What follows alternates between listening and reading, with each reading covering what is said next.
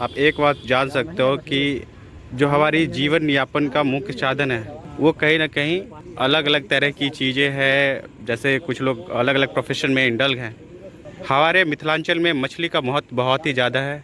मछली को मारने का जो तरीका भी है, अलग अलग लोग अलग अलग तरीके से अपनाते हैं।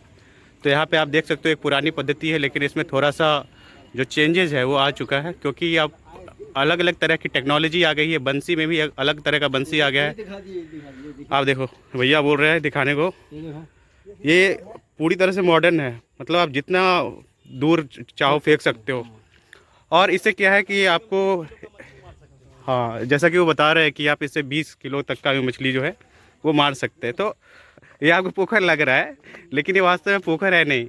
ये हमारे गांव में बहने वाली एक इम्पॉर्टेंट नदी है, महत्वपूर्ण नदी है, जिसको हम लोग अधवारा समूह की नदी कहते हैं। देखिए, आज तक जहाँ तक हम लोग बात कर रहे हैं अपने आसपास, हमारे मोदी जी गंगा की सफाई के लिए एकदम मतलब कृत संकल्पित है कि नहीं, मुझे गंगा को साफ कर देना है। भाई इसका क्या, भाई इसका क्या, इसे कौन बचाएगा? केजरीवाल बचाएंगे इसे। भाजपा की यहाँ पे हमेशा से सरकार रही है।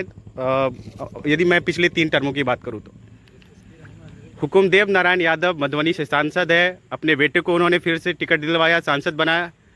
लेकिन तक स्वच्छता की बात है, मैं आप अभी देख लो ना, ये पुरानी पुल है जो अब टूट गई है, अब उसके स्थान पे ऊंचा वाला बड़ा सा पुल बन चुका है। ये सब अलग बात है, इंफ्रास्ट्रक्चर डेवलपमेंट हुआ है, लेकिन साफ सफाई का क्या?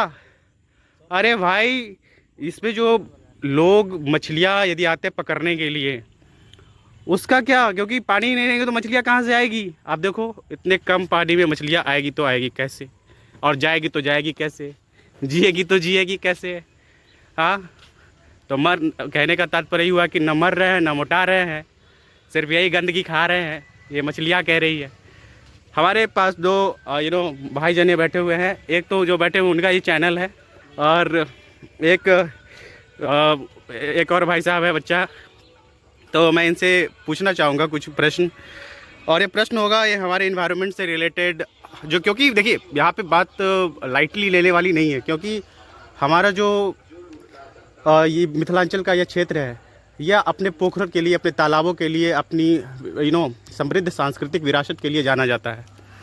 लेकिन जब जो मिथिला अपने माछ, मखान और अलग अलग तरह की इस तरह की गतिविधियों के लिए जाना जाता है, जिसमें माछ और मखान का योगदान बहुत ज़्यादा है, जब इस तरह की सिचुएशन रहेगी, इस तरह की परिस्थिति रहेगी जहाँ पे साफ़ सफाई नाम की कोई चीज़ नहीं है, पूरा जो नॉन डिग्रेडेबल सब्सटेंसेज है ऑलरेडी इसमें फेंक दिया जा रहा है। तो मैं यहाँ पे जो भाई साहब हैं उनसे पूछना चाहूँगा कि इनका क्या ओपिनियन है इस मैटर पे। तो सबसे पहले भाई साहब अपना नाम बताइए, आप ही का तो चैनल है, फिर से बता दीजिए। नमस्कार, मेरा नाम अभिषेक मिश्रा है।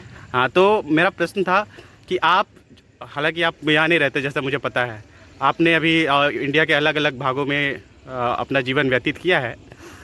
जब आप अपने मिथिला में आते हो तो आप क्या मतलब कैसे देखते हो इस क्षेत्र को, कि यहाँ पे सांस्कृतिक रूप से तो बहुत ही ज़्यादा डेवलपमेंट है, कि ये सांस्कृतिक विरासत है, लेकिन जब हम ओवरऑल होलिस्टिक डेवलपमेंट की बात करते हैं जिसमें इन्वायरमेंट भी एक बहुत बड़ा मुद्दा है, तो आप इसको कैसे देखते हो? जब भी मैं मिथिला के किसी भी रीजन में आता हूँ, दरभंगा में, तो मुझे सबसे ज़्यादा खुशी होती है और एक अपनापन का एक भाव मुझे एहसास होता है। लेकिन बात रहा एनवायरनमेंट का, तो हमारा जो मिथिला है और वैसे भी भारत के सभी क्षेत्र में जो कल्चर है वो बेस्ड है इन्वायरमेंट पर ही। और यहाँ पर जो आप नदी के बारे में दिखा रहे हैं, जो कि एक दुखद स्थिति है, क्योंकि नदी सिर्फ एक पानी का स्रोत नहीं है, नदी सिविलाइजेशन की जननी है। दुनिया का सारे सिविलाइजेशन नदी के किनारे ही उत्पन्न हुआ है। तो नदी और सिर्फ इसी भाव से इस संस्कृति ने इसी मातृत्व स्वभाव को जो पहचाना है, इसीलिए हम इन नदियों को माँ कहते हैं। लेकिन ये जो इथोस है हमारे समाज में, वो हमारे पीढ़ी और हमारे से पहले के कुछ जनरेशनों ने इसको कायम नहीं किया है। बिल्कुल। अगर ये इथोस होता तो ये हमारा कर्तव्य होता कि हम इसको यहाँ पे गंदगी ना फैलाएं। लेकिन बात इस इथोस की, इस भावना की है नहीं। तो इसके कारण हमारे नदियाँ सूख रही है, और नदियाँ सूखने का कारण भी सिर्फ यही है क्योंकि हमारे जो लाइफ स्टाइल है और हमने अपने लाइफ स्टाइल में इन्वायरमेंट को उतना इंक्लूड नहीं किया है जितना इंक्लूड हमने बाकी चीज़ों को किया है। इन्वायरमेंट को हमने एक्सक्लूड किया हुआ है क्योंकि हम जागरूक नहीं है। बिल्कुल बिल्कुल। और अगर नदी में पानी कम होगी, सॉइल कमज़ोर होगा तो हम कमज़ोर हो जाएंगे। बिल्कुल बिल्कुल। क्योंकि हमारा स्रोत भी यही है। तो आपने व्यूज़ जाना कि कितना अच्छा उन्होंने एक्सप्लेन करा। रियलिटी भी है, देखिए जब तक आदमी में इथिकल डेवलपमेंट नहीं होगा, है ना, कि आपकी एथिक्स तो कहीं ना कहीं मैटर करती है। ठीक है, तो हमारे साथ ये भाई साहब भी बैठे हुए हैं। भाई साहब अपना नाम बताइएगा। अंकित मिश्रा, मेरा नाम अंकित मिश्रा है। अंकित मिश्रा है। मैंने आपको देखा है, आपको मैंने कभी बॉलिंग करते हुए देखा। खैर तो भैया गाइड कर रहे हैं कि किस तरह से। हाँ नमस्कार, मैं अंकित मिश्रा। ठीक है। तो देखिए अंकित जी, मेरा आपसे ये क्वेश्चन है, बहुत ही सिंपल सा क्वेश्चन है, क्योंकि आप यूथ है, आपको पता है कि जो हमारा देश अभी किस दिशा में जा रहा है, तरक्की हो रही है, तरक्की कहीं कहीं नहीं भी हो रही है। ओवरऑल हम कह रहे हैं तो हमारे लोकल लेवल पे जो एडमिनिस्ट्रेटर हैं, जो जिस लेजिस्लेचर को हम लोकसभा के लिए चुन करके भेजते हैं लोकसभा के लिए, जिस मेंबर ऑफ पार्लियामेंट को, वो सही तरीके से इंप्लीमेंट नहीं करते और बहुत सारे इशूज हो सकते हैं उस पर। अलग अलग आप लोगों की राय हो सकती है, हमारी भी राय अलग अलग हो सकती है। मेरा क्वेश्चन यहाँ पे ये है कि जब आप घर से निकलते हो और घर से निकलने के बाद कुछ दूर चलने के बाद जब आप रास्ते पे देखते हो कि अरे कचरा गांव से तो बाहर निकाल लिया जाता है, हालांकि सरकार ने आजकल ठेले की व्यवस्था कर दी है जिससे साफ़ सफाई का गांव में तो कार्य हो जाए, लेकिन वही कचरा उसकी जो डंपिंग है किसी नदी में कर दी जाती है। हम आप जानते हैं कि इससे हमारा जो इरिगेशन होता है खेतों में, तो कहीं ना कहीं से जो पॉल्यूटेड वाटर है खेत में जाता है। तो आप इसको किस तरह से देखते हैं? क्या आपको लगता है ये उचित हो रहा है? नहीं, यह बिल्कुल उचित नहीं हो रहा है, क्योंकि पहले एक अच्छा अल्टरनेट ढूंढना चाहिए कि कचरा को कहाँ व्यवस्थित किया जाना चाहिए। अब देख लीजिए, मान लीजिए कैमरा को उधर मोड़िए, मैं आपको दिखा रहा हूँ। इस नदी में जितना भी मूर्तियाँ भसाई गई थी, तो यहाँ पर जो नेता थे उनका काम था कि जितना भी वो मूर्ति का पुआर वार है उनको साफ़ कर देना, ताकि यहाँ का पानी क्लियर होता और बहाव होता पानी, जो कि यहाँ नहीं हुआ। कचरा किसी भी प्रॉब्लम का सल्यूशन करने से पहले उसका अल्टरनेट ढूंढना चाहिए। बिल्कुल बिल्कुल। कि ये चीज़ उस पर जैसे कि पॉलीथीन बंद कर दिया, उसका अल्टरनेट दिया ही नहीं। बिल्कुल। पॉलीथीन सिर्फ बंद कर दिया, पहले कंपनियों को उसका अल्टरनेट देना चाहिए। यही सब व्यवस्था है जिनको पहले एक उसके क्षेत्र में कुछ अच्छा ढूंढना चाहिए, फिर अपने उसका वे जो है उसके हिसाब से चेंज करना चाहिए चीज़ों को। बहुत बहुत धन्यवाद। तो ये था यहाँ के युवाओं का व्यूज। अब देख लो, देखिए दुनिया बदल रहा है, समाज बदल रहा है, लोगों को पता है क्या रियलिटी है। आप किसी को मूर्ख नहीं बना सकते। तो सबसे पहले गंगा की सफाई के साथ साथ इस छोटी सी गंगा की भी सफाई उतनी ही आवश्यक है।